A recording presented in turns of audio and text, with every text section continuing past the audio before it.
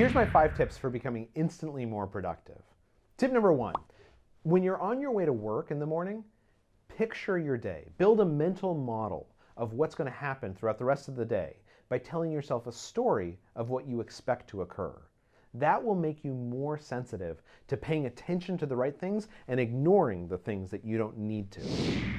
Tip number 2, look for choices that make you feel in control, because that will generate self-motivation.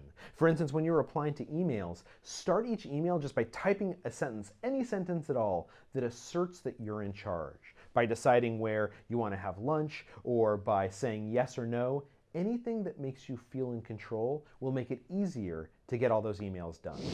Tip number 3, when you're writing a to-do list, always start by putting at the top of your to-do list some big overarching stretch goal, some ambition that will remind you of what to do next. But then underneath, create a sub-goal that's a SMART goal, something that's specific and measurable, achievable, realistic, that has a timeline, because that's going to give you your plan. It's going to tell you what your first step is, and once you have a first step, it's much, much easier to get through everything else on your list.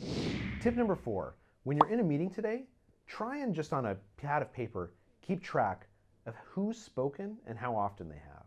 You want to try and get psychological safety in a team to make it effective, and one of the key ingredients of that is, does everyone get a chance to speak up in roughly equal proportion?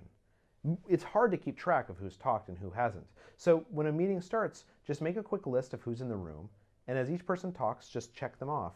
And by the end of the meeting, you'll know, do you have psychological safety? Do you have equality in conversational turn-taking?